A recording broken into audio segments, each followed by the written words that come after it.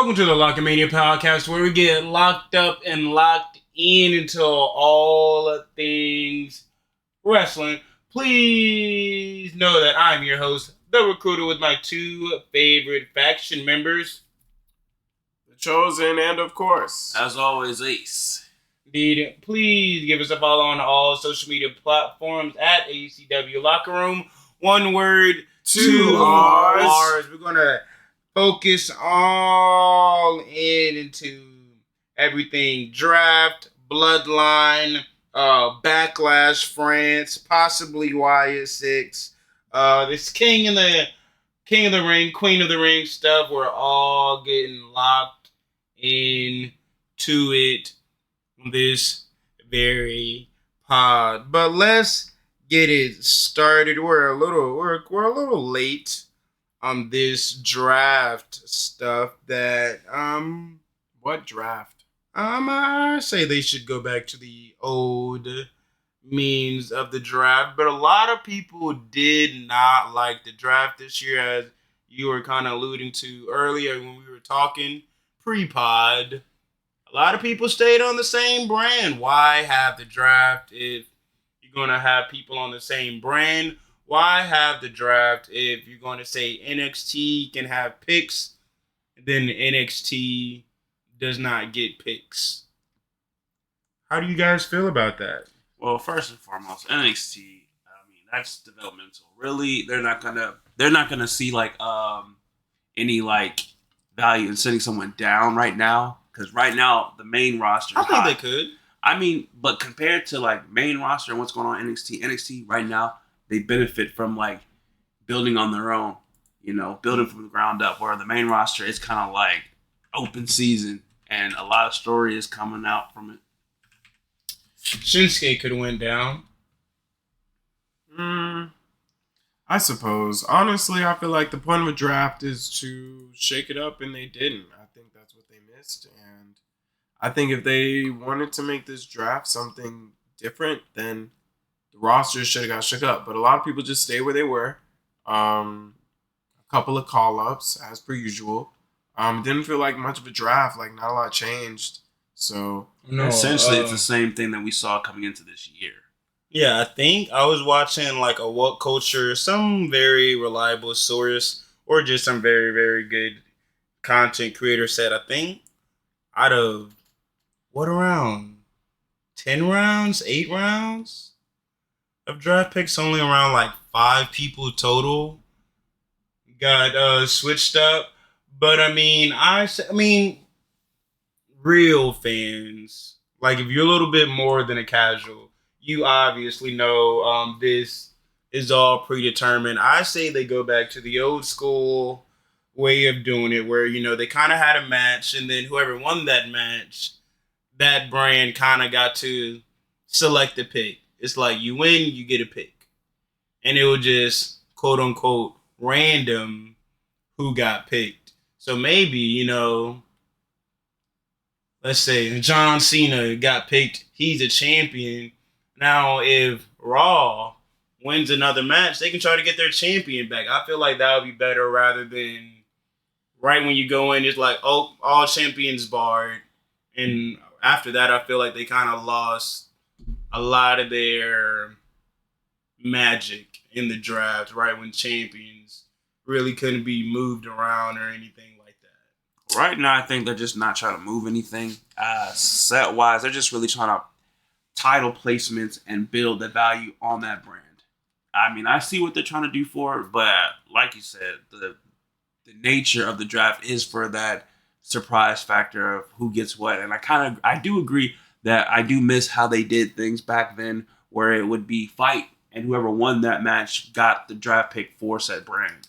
I mean, even if they didn't, do you remember the first draft when it was like Undertaker and he's like, what the F? Like he was in the middle of something. Like if it was just random. Yeah, if it was really like, we as Raw want this star, like it would have been cool if the battle for CM Punk was, like a little bit more between the shows, a little bit more, like we want CM Punk, on this show or whatever. You know, like they did a little bit. They alluded to it a little bit, but like you know, I just I think your idea, my idea, Ace, your idea.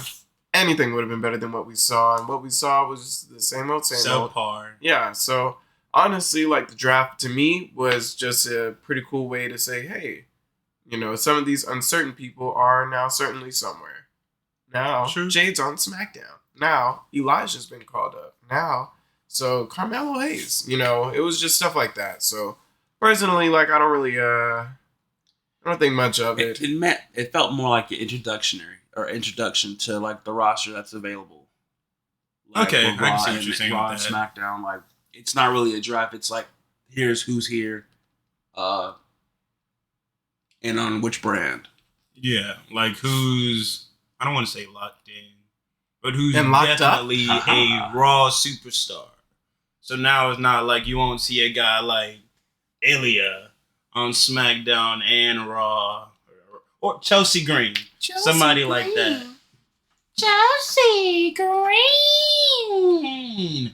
But Yeah, what else? on to the next topic. I believe on the last L pod draft. we did some backlash predictions, but one thing remember what we I didn't predict is that crowd. Oh, yeah. France And- was up. They were live, first premium live event they got, and In a they couple showed out. years? They showed out. They said they hunger for more, and I feel like I've seen people talk about. I've seen a post talk about as wrestling shows here in the U.S. where you're kind of like We take it for granted. right? We get it more than they do, so they're hungry for it, and when they do show up, they're gonna show out, so they keep coming back. Yeah. And I mean, France, no different. Leon, France. Leon. It was crazy. I'm talking about when I saw the camera shaking and everything, and I'm talking about like, wow. Like I can hear the echo of the crowd just erupting for the WWE. Yeah. It was At first I thought they were pitching in some sounds because I was just like, we've all been on wrestling shows together, in state, out of state. We're not going to tell you where you guys live. If you watched us to know, you probably may know. But we've been to shows where we feel like it's kind of loud. We've been there for the Cody Rhodes, AEW and WWE. WW. We've been there for John Moxley's entrance. Trying to think of the loudest people we've seen so far. I think Cody Rhodes may have been the loudest. I think so. I think that's a good. Yeah, but when the show first started, and it was like everybody in that France crowd is singing the song so loud, it's kind of like if I were to step on the other side of this room and start singing, that's how it literally sounded like. They were so loud, it was picking up the mics that WWE was using. Can I just acknowledge the fact that, they went absolutely crazy for Randy. That was one of the things that kind of popped out. That was on Friday night when they were singing it. They sung it on Friday Night SmackDown. And I was like completely blown that we just kind of pretty much had like a Chris Jericho moment for Randy. Yeah. In that moment, I was like, oh, that's cool. Chris Jericho's another good one we had. Yeah, I think I like these football town, football countries, European, because they have, well, even if it's not European, even if it gets a little further, but they all have like chants and stuff that they do around, just that's whatever. kind of football-esque. Huh? That's kind of like what they do for soccer / That's football. what I said. They like sing throughout the whole one. They had That's what I chants said. for the entire thing. Meanwhile, here in America, Yes. good old US of A. I was watching another video. I think it was by Santi's Damn, up. wait, let me finish. Get my thought out. Nice. Shit. That's what I'm saying. But that's why I like, because when they went to England, we get the big Bailey chants. Like, of course, we in the U.S., we do it as well. But we do it because we saw it somewhere else. They have that kind of thing. The things they did for AJ Styles. The just kind of energy that they bring, the chants, the 2 chants, like every time there was a 2 count, like it turned into a chant, like it was like.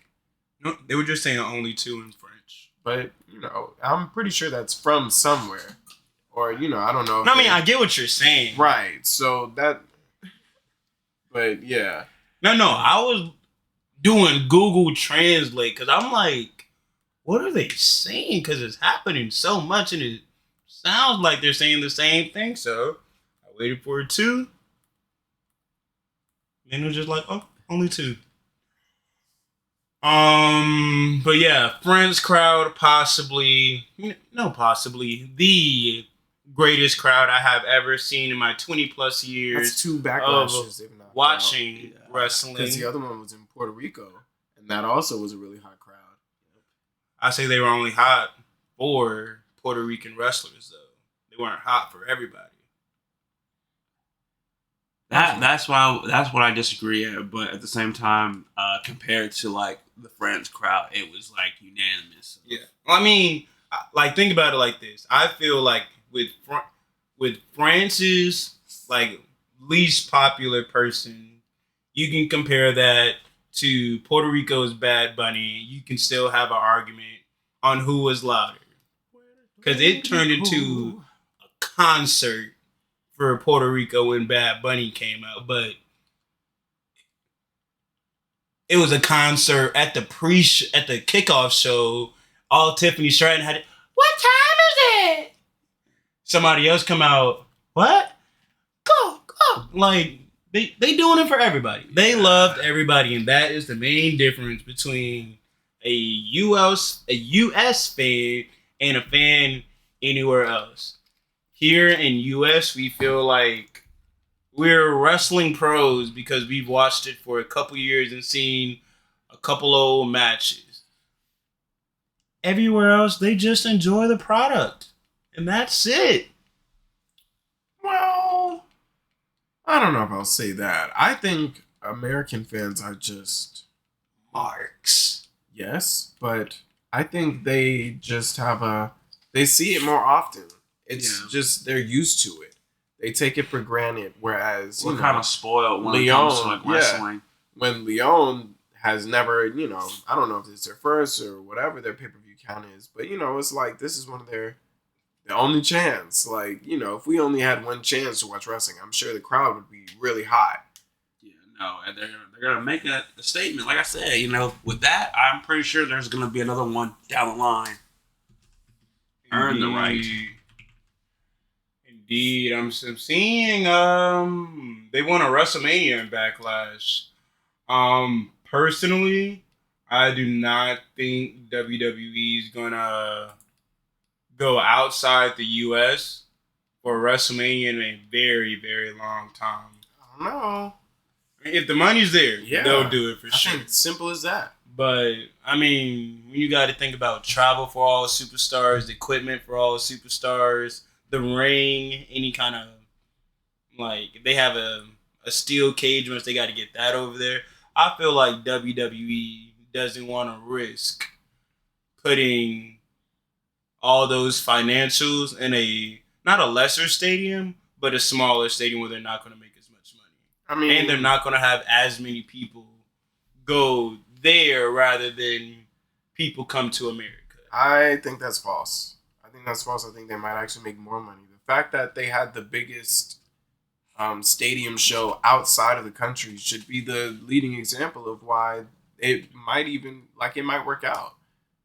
I think the fact that they did have, it was a regular pay-per-view, bigger than WrestleMania in a stadium, though, in terms of like numbers, in terms of people that were there. So why wouldn't a WrestleMania outside the country do better than a regular pay-per-view? Like, could you imagine Wrestlemania at Wembley Stadium? At Wembley Stadium, WrestleMania. That's a... No, I'm saying, like, because traditionally, WrestleMania is at a football stadium.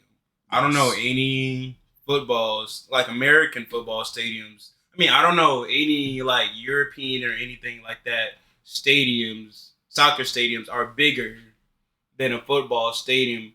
And if WWE can get an extra 10,000, 15,000 people in those seats. They gonna do that. But if you don't know, but they labeled it as stadium. They didn't say soccer stadium. They said it's the highest grossing stadium show they've ever done, which means that would include what football stadiums they've already had for WrestleMania. Yep. So if they went anywhere they've been for WrestleMania, this was more than that. So the logic to me says that, people will go. That's what that says, because they have been grossing higher and higher every year. WrestleMania was the biggest before this in France, not in Paris, not in the capital, in Lyon. Like, if you didn't watch this show, you might not even know where Lyon is. You might not even know it exists as a city. If you don't know, French geography. But somehow, some way, they went to that city and grossed bigger than they've ever grossed before. Which to me says WrestleMania outside the US might make more money than WrestleMania inside, because all of literally like what we were saying earlier, if the fans from the thing about when you do something overseas, like in Europe, is the neighboring countries is the same distance, like going from state to state.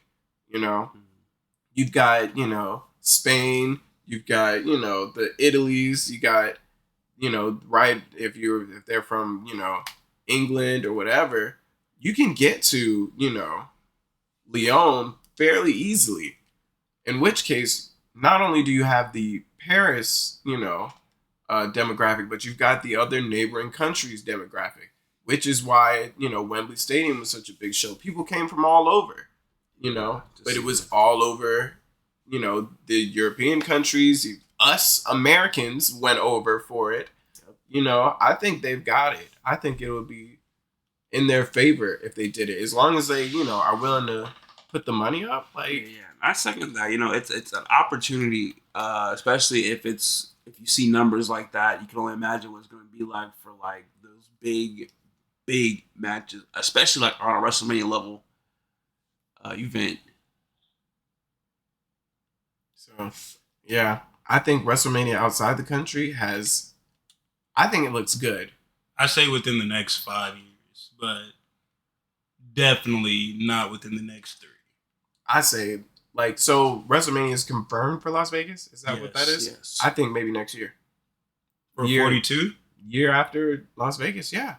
I think so. I think it's getting to that point. This year passes of them doing pay-per-views outside of the country, and I think they'll be ready by next year to do the WrestleMania. Yeah. Wrap it up. Because they're doing, this is the practice for it. They're setting themselves up. Indeed. But now that we're, done talking about the fans of Backlash, let's talk about the actual matches. Very, very big quality over quantity debate about this pay-per-view, which I adored. Pay-per-view honestly felt like around 45 minutes in my head. Went very, very fast. But that's because I feel like we only have 5 matches. It's not like we were, getting a little break, entrance, another match started. It ended, getting a little break, another match started, and all that. We got 5 matches. And how did it start? Who started? It started with the Paris Street Fight. It did. Personally, I really didn't like how they started fighting early on, and then Nick Aldis came out and said, all right, it's a street fight. I feel like they should have gave him a little bit more time on Friday Night SmackDown. It just got out of control, and then it could have been announced, like, you know what, you guys want to do what you want. It's going to be a street fight, because I feel like now, like, let's say I didn't watch that whole week of SmackDown, or I didn't really see a whole bunch of story. I would have got confused, because I would have been like, why is security coming down if they're having a match? Like, all these referees coming down when they're having a match. Like, What's this? What's going on? Well, I can understand that, but at the same time, it also builds the story because, like, if you haven't seen what's been going on, you're gonna know by the end of the match that it's been bad blood between the Bloodline, Kevin Owens, and Randy Orton. It has been known that they are like at each other's necks, and if that match didn't show it, then Oh no, that match, that match, it was the beginning for me. It was still a pretty decent match. Definitely not match of the night in any regard. But that first part of it kind of just what's going on here. Like, I what's saw the the reason direction for they're this? going for it. I feel like they purposely did it just because they knew it was already going to Be a crazy match. Exactly. So they just went ahead and boom, rush into it. Okay, let's put order on it and officially announce it as a street fight. And you saw how Leon, they just went crazy when it happened. Ate it up. Indeed, Chosen. You got anything? On the Randy Orton. Oh, I like that Tonga Low is in it. I think. Oh yes, I remember. You were telling me. You asked me literally that day. Why Tonga and not Jacob? I think that it could still be Solo, Tonga, and Jacob against a fully, original bloodline. So Roman, the Usos, and Sami Zayn. I'm glad you said that. Oh, Because something I personally have noticed, I don't know if they said it on WWE during the show, anything like that. But currently, Roman has the original bloodline members that are two brothers. Solo has, I guess, what a lot of people call him this new bloodline with his own two brothers. And I feel like each one can add one more person. Personally, I may go with The Rock joining Solo and Jacob joining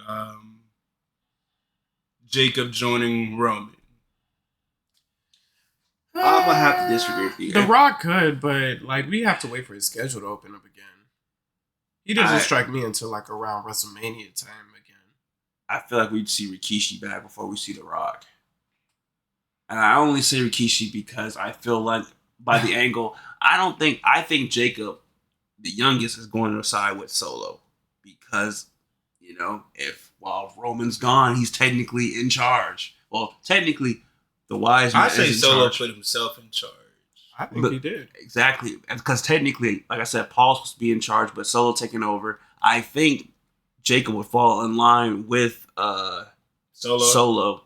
And, with their backs against the wall with numbers, whatnot, it's going to be Rikishi to be like, all right, nah. I did it for The Rock. I did it for the people. Indeed. And another thing I'm interested on what they're going to do with this whole bloodline story is stuff with Paul Heyman. Like, what are they going to do with Paul Heyman? Because after the match, and they, kind of caught up with Jay, Paul Heyman had that kind of like, hey man, I know we got our history, but please help me. I don't want to be in this. Help me. I don't think so. I feel like the story they're telling is, Paul's going to be on the Roman Reigns side of the feud. Oh, of so course. when Roman Reigns comes back, he's going to be on the good side. I think what they're doing is keeping Paul good while everything else is going, showing that they're bad guys. To me, it seemed like when Paul was addressing Jay, it was like, don't do it. Don't get involved. I know you see it. I know they in your face. But, he put his hand on his shoulder and, shook no. This ain't don't do this one. A lot's going on and you don't want to get mixed in. That's how I felt about it because they did take out Jimmy. They did, KO or whatever. They weren't the closest of friends. But so do you think Paul has a kind of a hand? No. Into I this think new Paul Solo has stuff? Paul has no control over it. Okay. But so he's the wise man that has no control. Absolutely not. I feel like all of this, why would he have to beg them to stop attacking, the boys if he had a hand in it? it's like, this isn't one, you're not in charge. Every time he tries to talk about who is in charge, he gets scared. Usually, gets put down or whatever. It's always Roman Reigns. So it's like, I feel like Paul he's locked into the family. He can't go. He can't leave. But he still just has to make a way out of nowhere here. Indeed. Very interesting stuff coming from the bloodline. But next, my match of the night, Damian Priest, Jey Uso. Jey Uso, I guess he kind of paid homage to Bray Wyatt, turning off the lights, everybody doing the whole eat stuff with the flashlights. I don't think it was. Well, I followed Jey Uso on Instagram, and he did put a post literally saying RIP. Like, the hashtag was RIP my motherfucking dog, Bray Wyatt. So I'm pretty sure it was linked. Yeah. Never mind. He was talking about him on a interview that he was doing when he was doing his 8. He was bringing up stories about with Bray. But if we diving into this match, I did also enjoy it. Great showing. First match for Damian Priest in his first defense. Jay looked good. Damian looked good. I guess with time we're gonna see Jay hold singles gold at some point. I like the he's turning into the main eventer. Like, I feel like everybody everybody was very well, I don't know about true main eventer, but I guess. But depends on what you consider a true main eventer. I don't want to go down that rabbit hole. But I think that, there was a lot of skepticism when it came to freaking him and his brother at WrestleMania. In terms of, like, if you thought that match really went the distance, if you thought it didn't. I heard, from him that they just didn't have enough time, they felt like, to make it work. So they, did it what it did. But watching the last match, thinking about what happened at WrestleMania and then watching this one, I just feel like Jay is starting to get better at manning the pace of a match and the ups and downs that come with it. And, I think he does well to be in the ring. It really just ends up being, wherever he, when he starts to make that switch over all the way. So when it's like that all the time, I just need to see it more often to be convinced that he's starting to understand that, that kind of champ stuff. Yeah, just the pacing that you keep in a match, in a main event match, if that. But absolutely. One minor, I guess, detail rant I can go on about Jay. I would like if he slows down on the super kicks a little bit. I don't mind. Because I feel like that's kind of like that's kind of Jay's. That's one of Jay's big moves to me. Like, that's one of those moves that kind of like gets the match in his favor after a super kick from Jay. And when you see like 7, 8, 9 super kicks, is kind of like, all right, bro. I guess it's more like a staple move for him. Yeah. And I guess him using it just, But it's everybody. There's a lot of oversaturated moves within the WWE, but now the super kick is kind of like, the super kick is like a DDT now. Yeah. If that's the case, then, I feel like all the more reason why he can just throw it. Yeah. It's not a big move anymore, And he doesn't go for the pin after it either. People still stand afterwards as well. Like, it's like... It's great placement, hits. Especially, like, when you're, depending on, like, how he's throwing it. Because it could be off a rebound. It could be straight up. It could be like how he was with Jimmy. Just lining them up. Bow, left and right. In the corner. Like, I'm really enjoying this corner super kick. Yeah. The running one, too. Just finding new ways to, just kind of get his moveset. He's become more of an individual every time I see him. So I think this was good. Sorry, I really enjoyed it. I thought it was a really solid match. The ending was really interesting for me. Damian Priest, it looked like he's going face, and we're filming this after Raw. I believe there's a segment where he said where he kicked himself out of the Judgment Day. Wow. Well, I mean, we all saw it coming. Yeah. I wonder what the grand plan is, but at the same time, like, I'm just gonna let it do what it do, and watch carefully to what it is. But they're turning him face, which I don't think is a bad idea. I think he could have did well as a heel champion, as like a counter to Cody Rhodes. But I'm gonna watch and wait and see about this one because I think they're turning him face because they want to keep Judgment Day heel. And if that is what it is, I'm gonna wait and see though, because I can't really tell. Well, not even Judgment Day. Let me say Finn heel, because JD, I hate to say it, JD can be a jobber the rest of his career, which is crazy because JD's actually really good. Dom injured, Rhea injured, so it's basically you just have Finn, who hasn't been doing a lot for some odd reason, Damian, and JD. Well, I kind of disagree. I think at some point they are going to start utilizing JD more with the turn and whatnot. But only time will tell.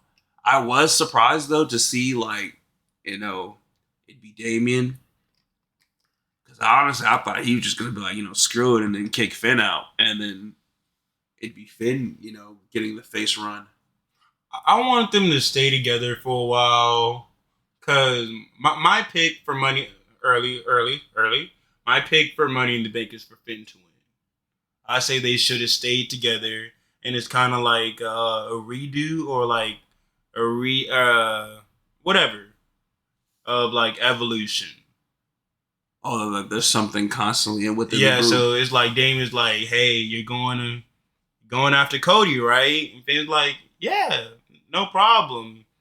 Then it starts to feel forced for Finn. It's just like, you just lost. I could have cashed in on you, then I would have been the champ.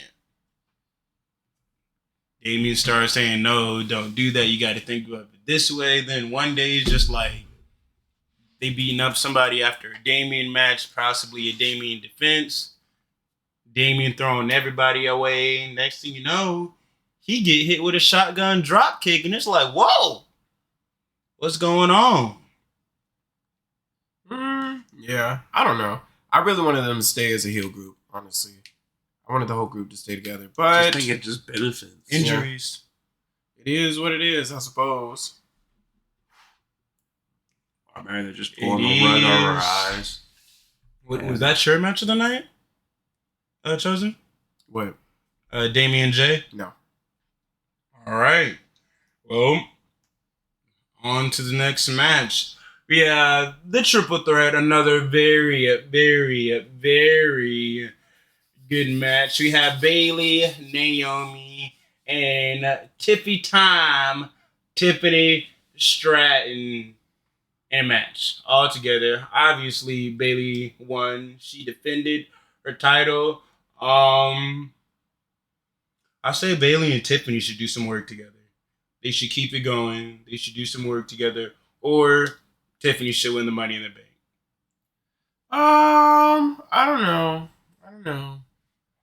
I feel like if it's any woman to win Money in the Bank, I'm always rooting for Shayna Baszler. But I do think I liked what I saw here. I like Bayley looks strong. Naomi's looking strong. They're doing a good job of making Tiffany a strong competitor as soon as she gets called up, which is really cool. I liked it. Honestly, I think Tiffany's great, but I think I'm rooting for Shayna. Yeah, and Shayna's on what, Raw? Yeah, and this was SmackDown. I'm waiting for, and a lot of people they're gonna be upset with me saying this, But you know what? F you, all you people. Marks. But I think the Queen, Charlotte Flair, versus any of those three is the road we need to go on. Bayley, Charlotte, I love it. Naomi, Charlotte, I love it. Tiffany and Charlotte, like, let me teach you how to. Tiffany wants. Let me teach you how to be where you want to be. That'll be the match where she, This is where you where she level up. levels up like Rhea did. Now you're stepping into another round. Indeed. One thing I will say I did not like about this match, it goes with my own personal beliefs about wrestling fans, because sometimes wrestling fans think they know everything about wrestling. I feel like Naomi was kind of like the weak link in this triple threat. Now, I feel like she had her spots at moments, but I feel like a triple threat always goes, two people are in the ring, one person's outside, or one person on like polar opposite of the entire ring. Okay, now are you saying this outside the fact? Is this biased towards because you like Tiffany Stratton and Bayley more than Naomi, or just for the fact of how the triple threat is set? Probably about how the triple threat is set, but I can remember more Bayley and Tiffany spots than I can remember Naomi and Bayley spots or Naomi and Tiffany spots. I don't know. Honestly, like, I'm not really tripping. I think for its grace, like, it's not the one-on-one match. Okay, let me reword. I feel like this match kind of sole purpose was to show off Bayley and Tiffany. In a sense. Okay, I can understand that.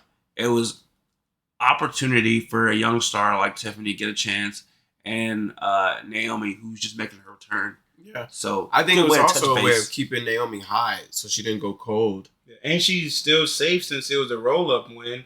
I did not like the hug, like the whole like, oh, you got me, and then like hug after. Like, I feel like sometimes it's okay to break the fourth wall, but I feel like that moment was not a good moment to break the fourth wall. Is that breaking the fourth wall though? Like, it's like, I don't think every wrestler has to hate the other. No. Not saying, like, I feel like it would have been good if Naomi just kind of like sold it a little bit. Like, went to the corner, dang, man. Stuff like that. I mean, it was more like got rolled up, stayed right there, looked at Bayley. You got me. And that's it. Hug, came up. Yeah, Bayley. That's a little much for me. I don't think so. I think anything past that point, and we would have been looking at everybody on social media going, is Naomi about to turn on Bayley.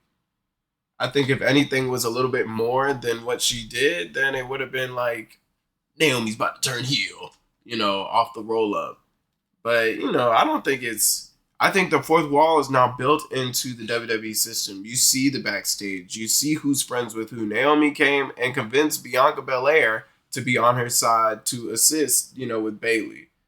Like, it was, Naomi is a friend of Bayley, so I don't think it's crazy to have, like, a friend do whatever. I think that's, would be the same as, like Adam Cole and MJF hugging after a match. Like, this is their on-screen friend as well, not only just backstage. Like, I don't think that's I don't think that's fourth wall breaking. Like, if it's not the curtain call, it wasn't heel on face, hug or whatever. It was, I think it reflects what we've seen already. I don't think it was crazy at all. Okay. Now, on to the next and possibly most controversial match on the card. We're going to talk about Asuka and Kairi saying that the Kabuki Warriors versus a tag team who does not have a name yet, but they're the big three. Only two of them. Jade Cargill and Bianca Belair. How do you guys feel about this match? I'm going to say my piece last. All I can say is haters are gonna hate, and they can, complain all they want. But when you see that it is opportunity and it's big money, Bianca, Jade, it gives time for Jade and Bianca to build. Another feat for Bianca, Jade's first feat of many to come. So all I'm saying is, Kabuki Warriors, all seriousness, we love them and everything. I know I like them, and great champions. But let Jade and Bianca kind of like handle the tag division. Let them be the ones to kind of like bring the spark back. I mean, I don't know. Like, this is the fickle wrestling fan, because who was clamoring for the Kabuki Warriors? Like, I'm not no shade on the Kabuki Warriors, because Kairi Sane is an amazing wrestler, and Asuka is like one of the best in WWE. She just don't get the booking like it. But like, my thing is, like, nobody was like, oh man, I'm so glad the Kabuki Warriors are the tag team champions, or I love women's tag team wrestling because the Kabuki Warriors are champions. Like, nothing against them, but like, why is all of a sudden, like, it seemed like nobody cared about it. And then now that the title changes, we're getting a different direction. Everybody's like, oh, this is crazy, this is terrible, this is crazy. Is it? Like, you weren't even paying attention to these titles before, and now you are. So maybe that's how it was supposed to go. Maybe that's how they get the attention of the people. I think it was a good idea because, like Ace said, like, Bianca and Jade is just a bigger name tag team than Asuka and Kairi right now. Like, they over AF. Yeah. I just think it makes more sense for them to win. Like, I wasn't sure if it was going to happen when I was watching it. I was 100% sure. But, like, in the end, like, that's a shtick. Like, we saw, freaking, I don't know if people, well, at this point, Raw is already over.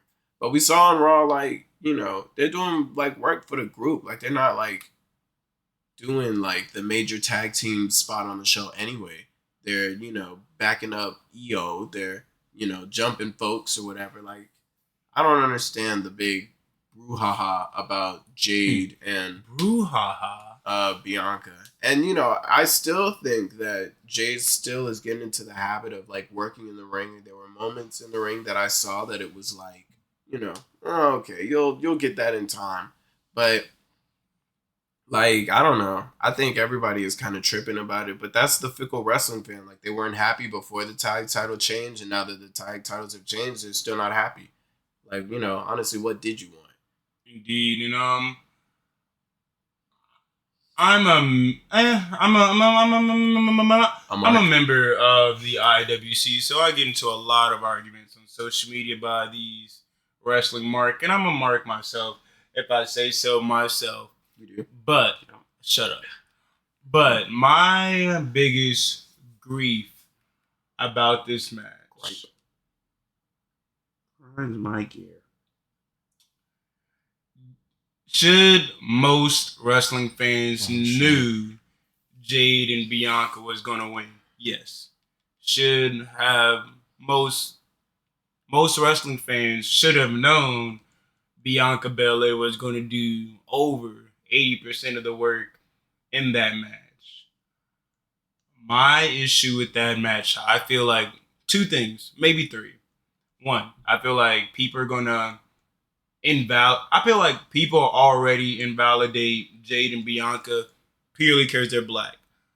Sometimes I do not see how you can be a wrestling fan and say Bianca isn't good. Bianca's overrated. When she's easily one of the most athletic stars in the WWE. Huh? I don't want to say it's about race. It's about race. It's about race and the fact that she's a woman. Okay, well, I don't. Okay, let's pause there, because if you want to talk about it being about race, then that would mean that it would have to be a harder backlash than any other women, Caucasian or not, face. And I think they all have that. I think everybody, like, some people think that of Liv Morgan, some people think that of Becky Lynch, some people think that of Rhea Ripley, some people think that of Charlotte Flair, that they're overrated. that they're not as good as they say. There's always going to be that. Yeah, that personally, base. I don't believe that that's about race. Now, I think if somebody says something that's racially charged, then yes, obviously that's about race. But I think all of the women face that same stigma of not, this is the women's match, time to go to the bathroom. Like, come on, like, that's pretty standard. I don't second reason, I feel like people are now, not gonna validate this title reign because of this one match. Because me, after kind of seeing it, I feel like everybody had that. There was that, I want to say like 3 to 5 minutes where there was obviously kind of calling spots on the fly. The ref probably didn't really know what was going on. Kyrie definitely didn't know what was going on. And because of those two people did not know what was going on, Jade did not know what was going on. And another thing, like how you were kind of saying where you saw some spots where it's kind of like you see them like 1-2 kick, catch, all that kind of stuff. I feel like Jade wasn't ready for that kind of speed in the ring. I mean, I don't know. Jade is still like, she's still like green. Like she said, this is her 3rd match. No. I get that, but look at AEW matches. They're all kind of, they all kind of go the same way. It's like Jade's dominating in the front. You get a reversal. The other person gets some time. Jade gets a catch. Jade. It's never been, or you never see a lot of the time where Jade's truly going back and forth with somebody. Right. So with that in mind, like, does she know how to sell already? No, I'm talking about pure speed and timing of matches. But okay, so hold on. So selling to me would be, landing a clothesline as they duck under to go to the rope, or taking a hit that will spin you around to take another hit. Okay, I see what you're saying. So if she comes from a place where she went like 2 years of not taking offense, she's not going to know how to sell like that. Okay. In which case, like, I think people need to give her a little grief because Ronda Rousey sure wasn't that great, but everybody was real quick to, I think Ronda Rousey had a better chance because she came in as somebody that had conquered another physical sport. No, I still, because if Jade was a UFC champion, people would have been like, even if she wasn't great in the ring, they would have took her seriously. Okay. Whereas Ronda Rousey came in as a UFC champion. She was sloppy in the ring. I would say probably more sloppy than Jade in the grand scheme. But with that sloppiness, everybody still went, well, that's Ronda Rousey. I've seen her knock somebody out. So, I think the reality of the fact is, like, Jade's still working into it, and I think she's going to get there. But at the same time, that Bayley, Naomi, and Tiffany Stratton match wasn't the cleanest. I saw spots. I saw calls. Like, I wouldn't say, I feel like everybody's coming down hard on Jade, where if I can overlook seeing Bayley getting called from Naomi, the women's champion, versus Yvette calling a match, and I see it clear as day, I hear it on the microphone. Like, why can't I overlook fresh Jade, taking these physical, strong style spots like she's never been in a matchup really against anybody of that kind of style. Like, I don't know. I think the fact that, and like, to say that it's not legitimate is saying that the rest of the match didn't do anything. No. I'm not saying that. I'm okay. Maybe I'm kind of picking at it a little harder due to how noticeable it was. Because all the videos I've watched, they're kind of just saying, oh, I don't know what happened. Oh, I don't know if Kyrie... She didn't know she wasn't legal. No, I saw the whole thing happen. What happened? There was some spot, I think Jade threw Asuka out. No, whatever. Threw her against the ropes. Asuka tagged her back. Asuka never came in after that. Exactly. Asuka didn't come in, so I feel like after that, and then I think Kyrie did some kind of move on Jade. That's when she went for the pin. Exactly, but she was not the legal woman. No, that's what The ref was trying to tell it to Exactly. Kyrie. So I feel like Kyrie they had a didn't- language barrier issue. But that No, what I does know. that have to do I'm with the match, saying though? it's not on Jade. But let's talk about the situation though. The situation wasn't Jade was in the wrong No, spot. I know that. But look, she's still fairly new to wrestling, especially the WWE side of wrestling, style of wrestling. I feel like in AEW, it would have just been like roll out, But like, roll out, get to it. And WWE is kind of like stay there, finish the spot. And since Kyrie was confused and the ref was like, yo, you're not legal. You need to do this so I can get the match back rolling. And Kyrie just like, no, next spot in a sense. Jade doesn't know how to react. So she just like, I'm just going to lay here. I feel like that's the best possible thing I can do. Of course she's going to learn more stuff like that. Because I feel like after that, they started calling spots for way longer than they needed to. I mean, I don't know about calling spots. Because if Oscar was supposed to be the legal person, then when Kyrie tagged in Oscar, then the match should have been correct. Yeah. No, I mean, so they kind of got really correct after So that. was it really calling spots past that point? Or are you just saying it was calling spots because after you saw the botch, quote, quote, now everything past that is botched? No. I'm saying until they got that next tag. Because it was like, pin, you're not legal. Armbar, you're not legal. I think they did something else where they finally got the tag off. Tagged it back again. Ref called the tag again. Then after that, it was kind of like set up. I mean, I guess it was, set back up to so more organized. Let me say that. From what I remember is Kyrie was not the legal person. Yeah. She goes for more offense, still not the legal person. Yes. She then takes Jade into the corner, makes a tag to Oscar. Oscar does some damage, goes back, makes a tag. Yeah. So I mean, like, I don't know. I feel like you're picking at it so hard, in fact, that people would say maybe it's a racial thing. Only because, I mean, I know that it's not. Yeah. But the severity of it is that you're saying because Jade didn't know how to react to somebody not being in the correct place, that she's green, and then that sullies the fact that they won. Or it sullies the quantity of the win, when that just doesn't make sense to me. If Kyrie was out of place, then Kyrie had a moment of like, oh, well, Confusion, right. whatever. So that should be a Kyrie fault, and you should equate that to Kyrie Sane. That should have nothing to do with Jade, because Jade knows how the match is supposed to go. Yeah. She's not a vet, so she's, like you said, not gonna, like roll out or,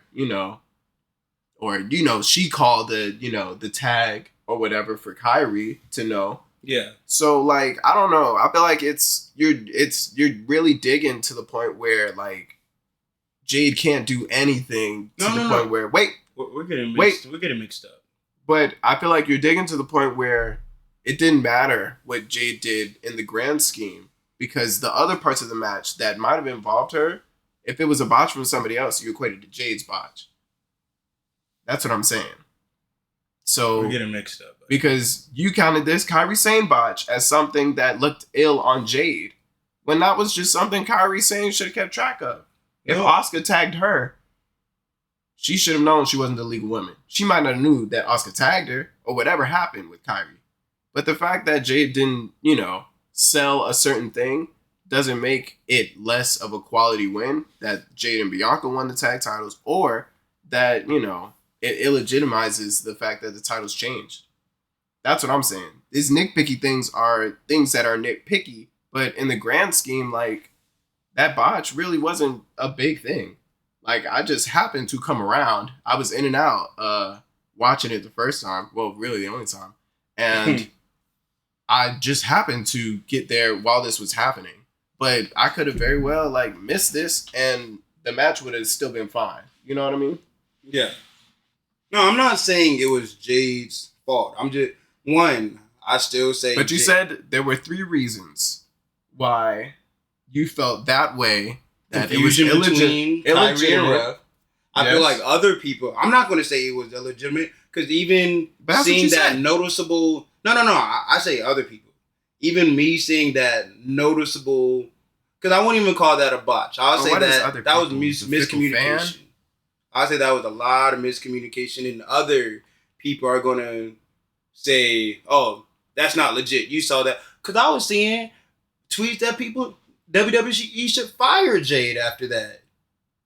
I mean, but come on, you talking about the fickle wrestling fan? Like, I have no time for the IWC of that nature. Like, I really don't. That's why I'm not in it, because Like- to fire somebody, like, give me a break. I don't even want to give that any time other than that's just a fickle fan, and they're an actual mark. And Because me, I say That's even having a noticeable blunder like that, it was still a very good match.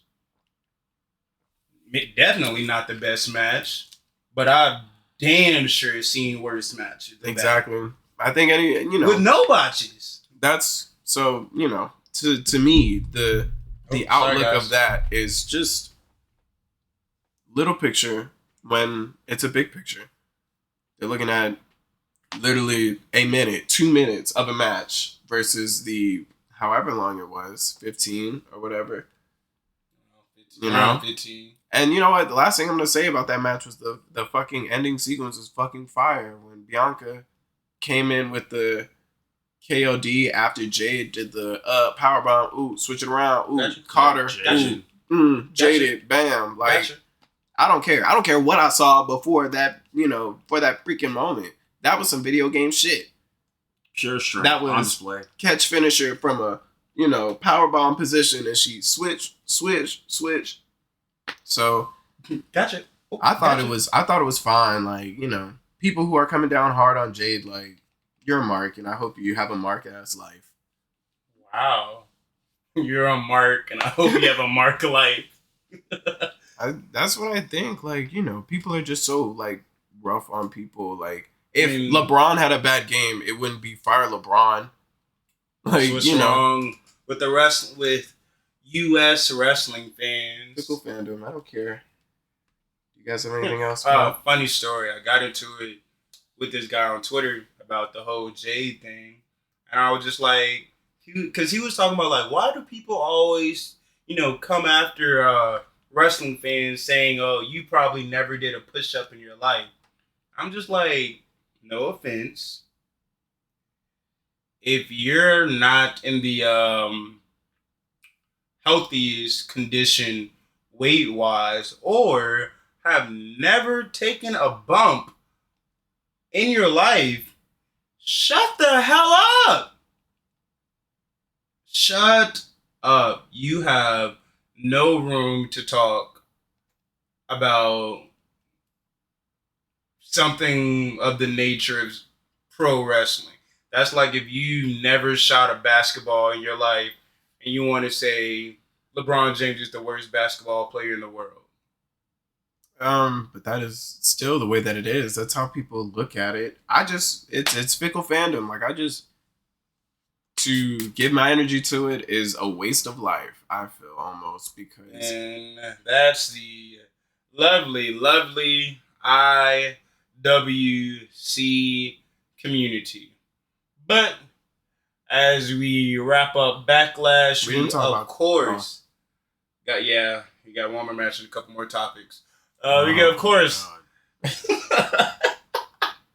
we of course got to talk about Cody Rhodes versus AJ Styles Bullet Club reunion. match of the night for me.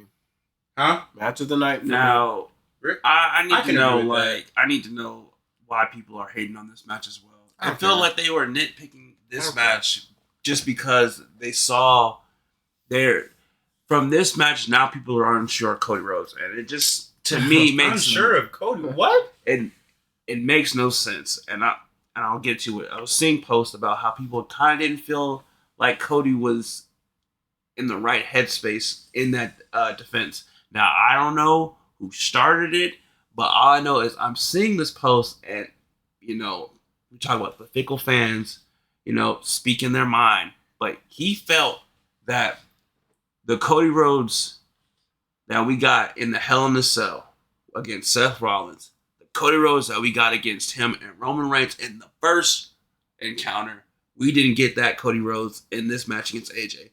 And So and this is where I'm like, I feel like, did I miss anything?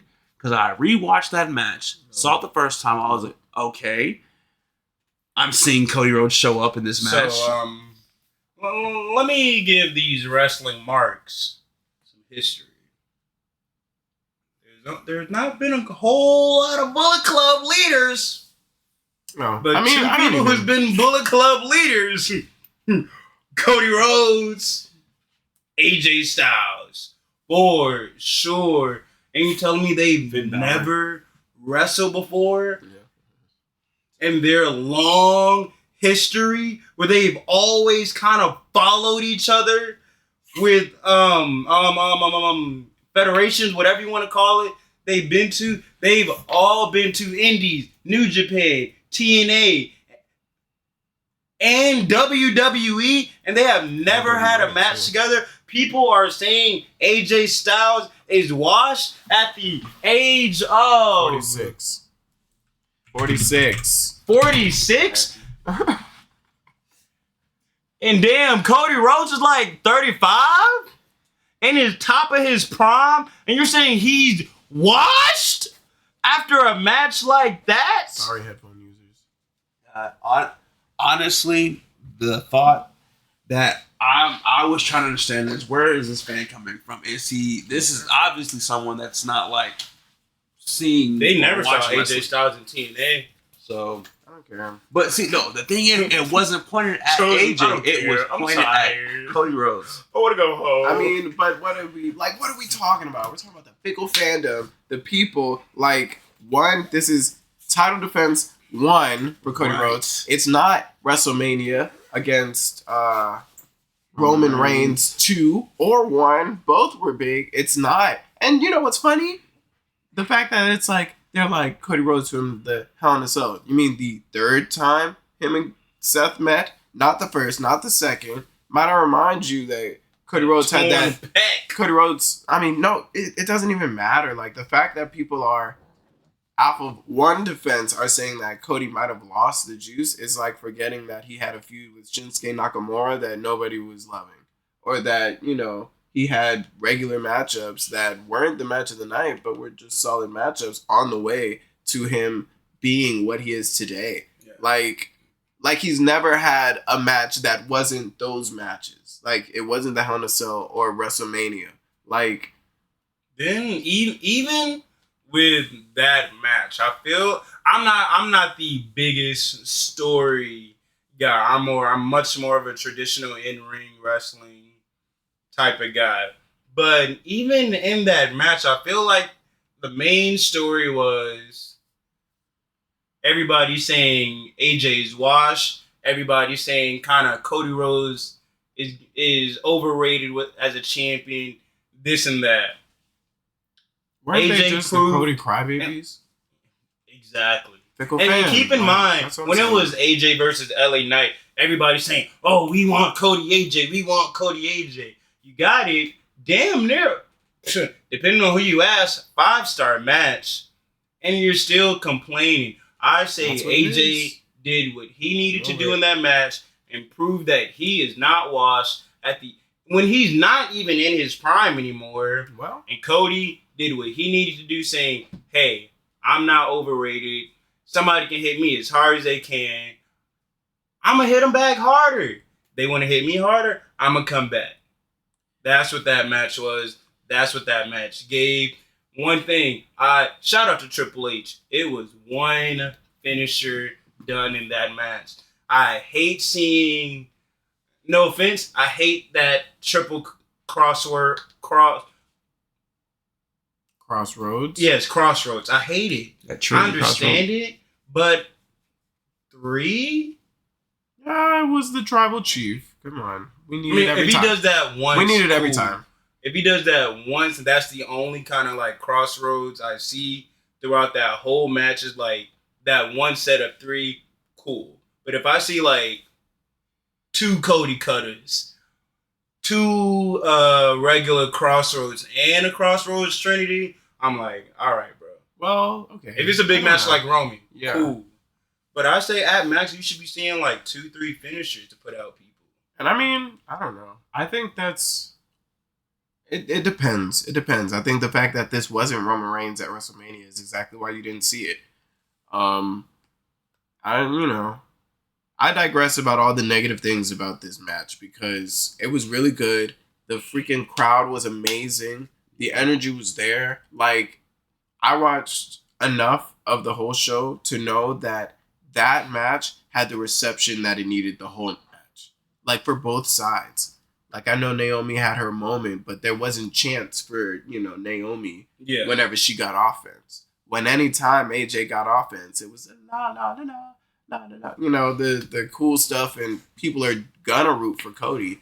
It was just that match was the kind of thing that a real wrestling fan was gonna like, and a mark was gonna mark about. Like, I don't have any problem with what happened. I think it was great, but at the same time, like, if you want to be nitpicky about it, maybe people wanted to see more finishers. Maybe people wanted to see a Styles Clash or the phenomenal forearm a little more than they got. I've seen a phenomenal forearm in a little minute. You know what I'm saying? Like, maybe people wanted to see that and didn't see that, and maybe that's why it might not have been to that point. But I do think that it was a great match, and I think that it was the right match to headline the show. And the people that headlined it were AJ Styles and Cody Rhodes, so get freaking used to it. And that's just that on that. Like, fickle fans gonna be fickle fans, but the people that wanted to enjoy it definitely did. That's it. Indeed. Indeed. And that right there is our Backlash review. I say it was about 4 out of stars out of 5 for a pay-per-view. I might give it a 4.5, maybe. Because I think it was a 4 without the crowd. I'd have to at least give a half. At least a half for the crowd's energy. Like, that made the show so much cooler.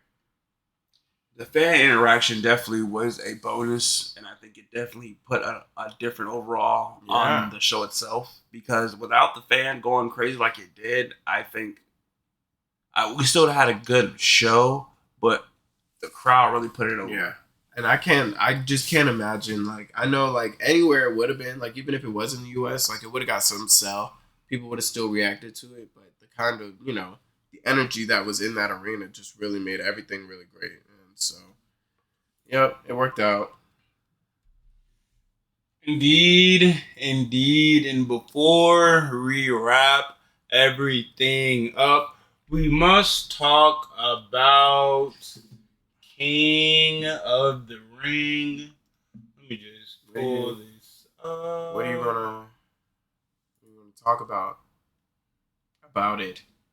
Predictions. Honestly, things of that going nature. for the win. Gunther. Solid pick. Gunther.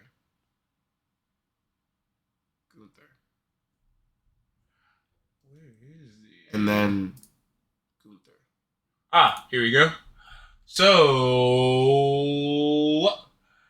tonight on Raw, Gunther beat Sheamus, Kofi Ray next week, Io beat Natalia, Shayna is going to beat Zelina, Zoe beat Ivy, Lyra Valkyria. Faces Asuka. Yeah, Lyra. No, she faced somebody today. Anyways, I think Lyra's in, Drew's out, Jay's in, Jay beat Finn, Ricochet lost to Ilya. Oh, Ivy wrestled somebody. Hmm? It wasn't Asuka, I don't think. But I digress. I think Gunther's gonna win. I think it'll probably be maybe Ilya and Gunther. Yeah, I say then, Ilya Gunther for sure. And then I think it's gonna be Shayna and Zoe in the finals of the other. That would be good. That would be good. From what I saw, the short look that I got at it, I think they're on opposite ends of the bracket. So I think that that's gonna be the matchup. I'm excited for who Shayna has after this first round because I think she's got EO, which is a cool running back from the Black and Gold days. Yeah. That I can't wait to see. But yeah, my money on Queen of the Ring, Shayna Baszler, King of the Ring, Gunther. Hey, like I already said, I'm going for Tiffany, man. I really think Tiffany could do some things having Queen of... not Tiffany, that's Money in the Bank. I'm going with you with Shayna Baszler. I think Shayna should win them both. I mean, honestly, I just hope that with this King and Queen of the Ring, once they win it, they actually do something with them. Yeah, unlike last year, when like Xavier and Zelina. Zelina. You know, it'd be different had they had something. Like they kind of had something for Zelina, but it just fell flat with the tag. Yeah. Queen but you know, it Zelina. was. You know, I'd still say that Vince had his hand in that. So. Yeah. So now we have a proper way of getting things situated. And I think it's time. Like, I think Triple H knows he's got some really great people in Gunther and Shayna. But he had to, like dust off the look that Shayna had from Vince's hand before and create a new, version. And I think this will be a good week, a good way to do it. Her doing battle week after week, and you get to see her dominate over people, blase. But yeah, I'm hoping Shayna for women's and Gunther for men. Yes. Anything else, Squire? That's it. You guys have a wonderful night. This has been the Loc-A-Mania podcast where we get locked in and locked up into all things wrestling. I have been your host, the Recruiter, with my two favorite tag team partners, The Chosen, and of course, as always, Ace. Good night, everybody.